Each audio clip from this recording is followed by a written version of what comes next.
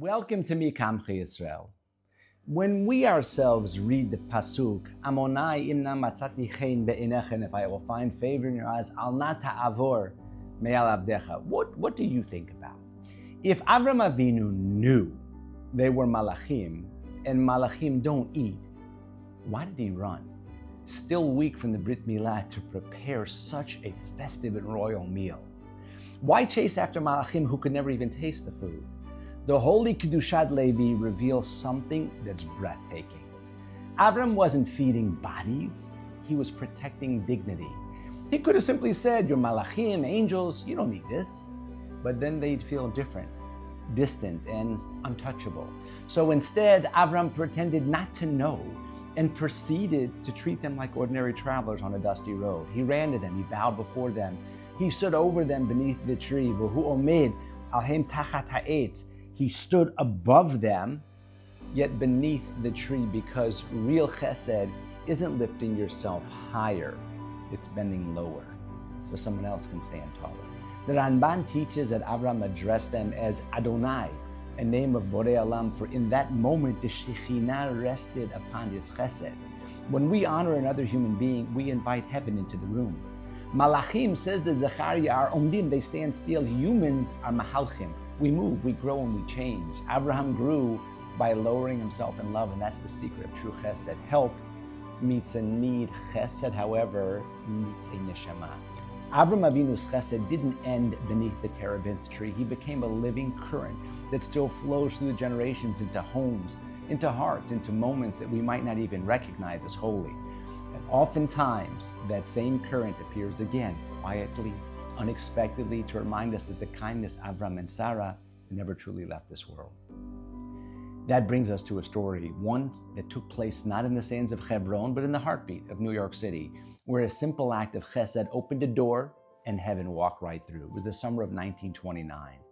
In a modest apartment on West 110th Street in Manhattan lived Rabbi Yaakov Yosef Herman and his wife Adel, a couple whose every breath was chesed.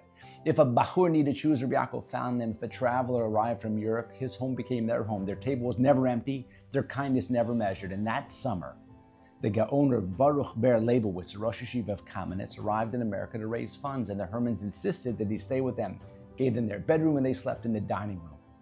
One night before dawn, Mrs. Herman awoke in tears. She had seen Avraham Avinu and Sarah Imenu both weeping in a dream, and in the dream she was weeping with them. When she awoke, her pillow was drenched. She didn't know why, only that something grave was stirring and that her son Label, then learning in the Chevron Yeshiva, he was somehow a part of it. In the morning, they told Reb Baruch Ber, he listened, he fell silent, then he softly thought, he says, when a righteous woman dreams of Avraham and Sarah and awakes weeping, that's not your imagination. Bring your boy home. That day, a telegram was sent, return at once, do not delay. Within weeks, Label was on a ship and he arrived to New York. And then, in Chevron on August 24th of 1929, Arab mobs, Yamach Shemam, fueled by lies, burst into Jewish homes and the yeshiva. 67 souls were slaughtered. Rabbanim, students, families, Torah scrolls were torn. The streets ran red. And inside the yeshiva, the Rosh Yeshiva's son hid in a coat closet. He pressed against the back wall as the maniac mob tried to reach him. They beat on the door with an axe over and over, trying to splinter it.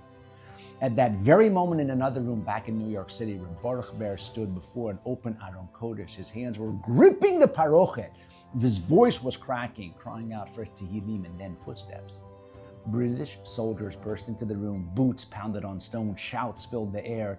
They reached open, they forced it, and pulled out the Rosh Yeshiva's son alive, seconds before the axe would have split him in half.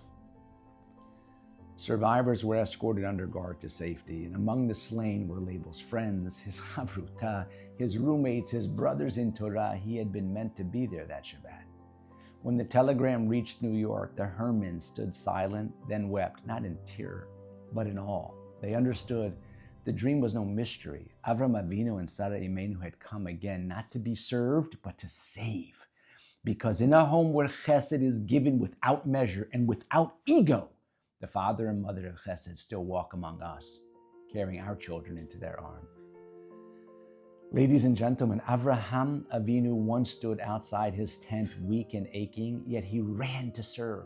He didn't ask who the guests were. He didn't pause to calculate. He simply gave. And in that moment, Chesed entered the DNA of our people. Many centuries later, that same pulse beat, not in a tiny place, but a New York apartment, not in sand, not in sun, just angels with wings, just a couple who lived as Abraham and Sarah once did, serving, welcoming, giving until it hurt. And because their door was open, Shemayim opened one of its own. Abraham and Sarah appeared again, not beneath a tree, but in a dream that would change destiny. And as an axe splintered a door in Chevron, rachmanut stirred in Shemayim. A Rab's cry rose above from the Aron Kodesh, and at that identical moment, boots thundered on stone, mercy racing the blade. That is how chesed works. It bends time, it crosses oceans, it turns a simple act of kindness into one corner of the world, into salvation in another. Every plate that we set for a guest, every tear that's shed for someone else's pain, every moment you choose humility over honor, Abraham is still running beside you.